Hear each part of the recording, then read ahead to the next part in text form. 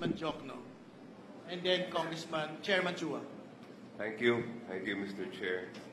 Simulan po natin kay Mr. Alcantara.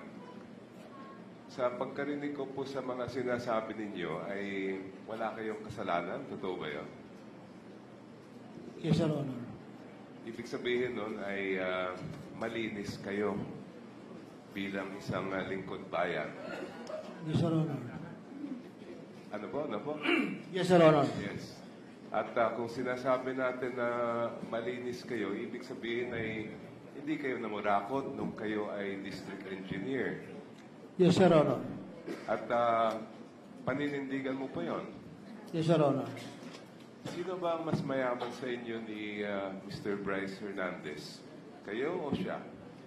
Hindi ko po alam, Your Honor. Hindi ko naman po alam ang assets niya. Eh, doon sa nakikita mong mga suot-suot ninyong mga relo, mga daladalang sasakyan, compared sa inyo ay sino kaya sa inyong dalawa sa pagkaalam mo? Hindi ko po alam, Your Honor. Okay, balikan natin yan. Sabi mo, you're clean, you're not corrupt. So are you willing to produce your salience when you were district engineer? Yes, Your Honor. May we request, Your Honor, that the statements of assets and liabilities of Mr. Alcantara be submitted to this committee. Willing din po ba kayo magsabit ng waiver ng bank secrecy law? Wala naman po akong tinatago, pero siguro naman po it's my right to inject po yung request ko. Pwede lang po. Pakisagot lang po, willing po ba kayo na mag-waive o hindi? I think, wala naman po ako tinatago, Your Honor. Pero I think it's my right not to sign a waiver po. So you're saying that you are not willing to sign a waiver of the bank secrecy law? Yes, Your Honor. All right. First is the project engineer in charge of the project, Engineer R.J. Dumasi. R.J. Dumasi here, present. Is he present? Engineer J.P. Mendoza is the second to sign the statement of work accomplished. Then accountant po is Juanito Mendoza po, I think. Comsec, can you check who is present among the people that have been stated?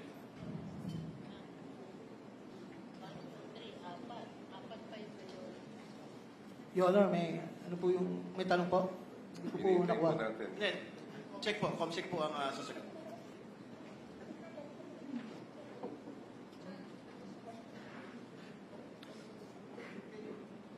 Can you check if the persons mentioned are present, aside from Engineer Bryce, Engineer JP, the other persons mentioned? Can I, sir? RJ Dumasi, is he here? Mr. Chair, RJ is here. Who else? There's one more person I think that has been mentioned. Sir, we will just read the names. Can you please stand up to be recognized? RJ Tomasi. Yes, he is here. Jason Hauco. Romeo Francisco. Romeo Francisco. All right, they're all present. Congressman Jok. Your Honor, can I add po lang po?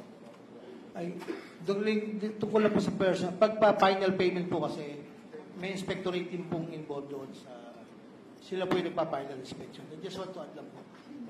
May we ask, Your Honor, those names mentioned who are present to take a seat? I have a few questions for them. The mentioned resource persons are directed to go to the table, and that COMSEC is directed to administer the oath. Mr. Chair, just Congressman Marcoleta, yes. a short interjection. Since tinanong po ni Kong Chel kung sino po yung mas mayaman sa dalawa, yung DE or yung ADE, probably we can also direct the same instructions to the ADE. Yung yung mga waivers po na hinihingi ni Kong Chel ay maaari pong indirect sa ating ADE. Total sila po ay nasa isang district engineering office lamang. At then also with the manifestation na kung si ADE po ang naitalaga para maghanda po ng mga cash, hindi po kaya kasama rin siya sa for the boys. Hindi po kaya siya liable din dito. Mr. Dahil Chair, sinabi po niya kanina, may mga titles na binanggit for Senator Jinggoy and for Senator Joel Villanueva. Baka liit po sa kaalaman ng mga manonood natin na mga titles po na yan, yung mga flood control mitigation ay nanggagaling mismo sa district engineering offices. Yun lamang po. Salamat.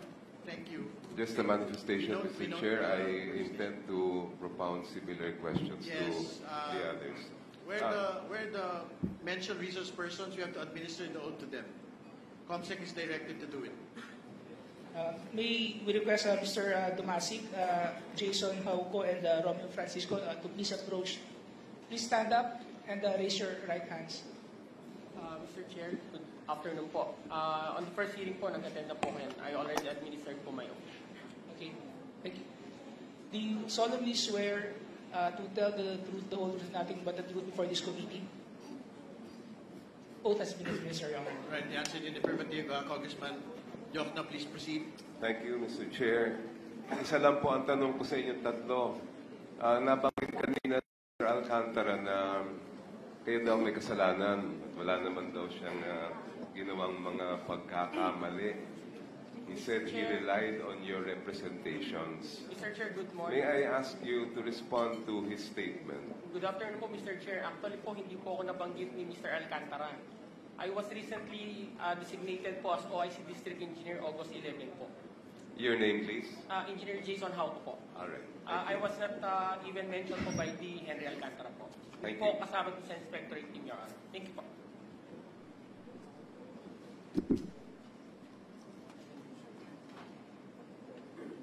I'm Romeo Francisco po.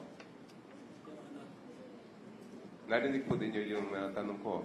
Opo. Yes. Could I have your response? Ngayon lang, Your Honor, ngayon lang po ako napunta rito. Hindi po ako nababanggit doon sa mga nauna mga pagdidig. Ngayon lang po ako napunta rito. Kayo po si Mr. Dumasig. Hindi po. Ako po si Engineer Romeo Francisco. Earlier, ang sabi ni Mr. Alcantara, if I get you right, you were relying on the representations and certifications of your team. And then I asked you, Right. sino ba yung team na yon? And you mentioned the names of these persons sitting beside you. Tama ba yon? RJ Dumasig po. I mentioned RJ Dumasig, Engineer JP Mendoza, Assistant DE Bryce, who's to be my assistant. And then when it comes to payment po, it's the accountant. Pag final payment po, there is inspectorate team to check the project po. Yun. So, yung nandito lang po ay si Mr. Dumasig. Wala po si accountant. I think, yes po. Na-bypass po siya. Same question, sir, to you. What do you say to the allegations of Mr. Alcantara that it's your fault that the certifications were relied upon by him? Yes po, Mr. Chair. Good afternoon po. Ako po yung naka-assign na project engineer dito po sa na-issue na Ghost Project. Dito po sa Piel Baliwag. Actually, Mr. Chair, ito po, parang pinili po kasi ako, hindi po parang, pinili po ako na pirmahan tong Statement of Work Accomplishment nung hepe ko po. So, bilang empleyado po nila, sumunod lang po ako sa utos nila. Sabi po nila sa akin, sila na daw po ang bahala doon sa specific project po na yun, Mr. Chair. Sino yung nababanggit niyong hepe? At that time po, si Engineer JP Mendoza po, Mr. Chair. Ano ang relasyon ni Engineer Mendoza? Sino ang hepe ni Engineer Mendoza? Siya po yung construction chief namin. And who does he report to? To ano po, bali may assistant DE pa po, si Bryce Hernandez, tapos si DE Henry na po at that time. Alright, so you are affirming that hindi niyo kasalanan, pinilit lang Yes, kayo. yes, Mr. Chair. Ano yung kapalit kung hindi kayo papayag doon sa sinasabi nilang dapat pirmahan ninyo? Mr. Chair, kasi po may mga evaluation po kasi na ginagawa sa opisina. Possible po na babaan po yung evaluation ko or pwede po akong madestino pag di po ako sumunod. Pwede po akong madestino sa ibang lugar. Ayoko naman pong malayo sa pamilya ko, Mr. Chair. Thank you, Thank you, sir. Mr. Chair. Kay Mr. Bryce Hernandez, kayo po Yes, ba Your ay tanong din sa inyo, sino bang mas mayaman sa inyo ni Mr. Alcantara? Kayo po ba o siya? Hindi ko po alam kasi hindi ko rin naman po alam yung resources po ng aking boss. Yun po. Right. Kayo ba ay willing to submit ng inyong statement of assets, liabilities, at net worth Yes to po, this Your Honor. committee? Are you also willing to waive the bank secrecy laws para malaman natin kung totoo yung mga binabanggit ninyo? Yes po. Thank you. And nabanggit nyo kanina na kumokontak sa inyo si Sally Santos. Apo. Actually, ako po ang kumakontak sa kanya. Kayo ang kumokontak Yes kay po. Sally. Paano kayo nag-uusap? Nagpa-follow up po ng koleksyon. Anong ginagamit nyo? Cellphone? Paano ba? Ano po? Iba po, minsan po phone, dati po messenger, minsan yun po eh. Alin lang po sa dalawa, minsan Viber po. Yun po ang means of communication namin. So, nasa inyong cellphone pa yung mga communications ninyo ni Ma'am Sally? Yung messenger ko po naka-off na po, wala na po kasi akong Facebook kasi po dahil po doon sa mga nangyayari na to, ano na lang po ako, nag-decision po akong alisin po yung Facebook ko po, Your Honor. Yung Viber? Viber, meron po. Nasa inyong phone pa? Ano po yun? Nasa cellphone na pa rin po ninyo yung mga communications ninyo na yan? Yes na po. nasa Viber? Ang pagkakaalam ko po, meron din po, Your Honor. Would you be willing to submit those to the committee so that we can test if your testimony is sufficiently corroborated? Okay lang po ba tanungin ko sa attorney ko, Your Honor? Opo.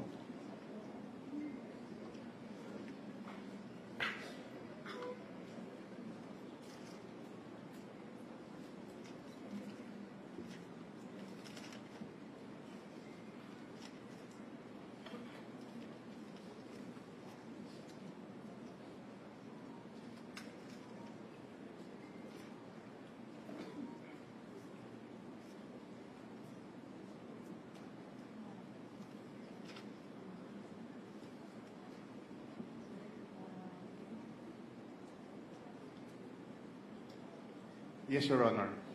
Thank you, Mr. Chair. We do this request that those messages be submitted before the close of today's hearing. Paano naman kayo nag-uusap ni Mr. Henry Alcantara? Lagi niya po akong pinapatawag sa office niya for instructions. Pag hindi kayo pwedeng mag-usap ng face-to-face, how would you communicate with each other? Through phone call po.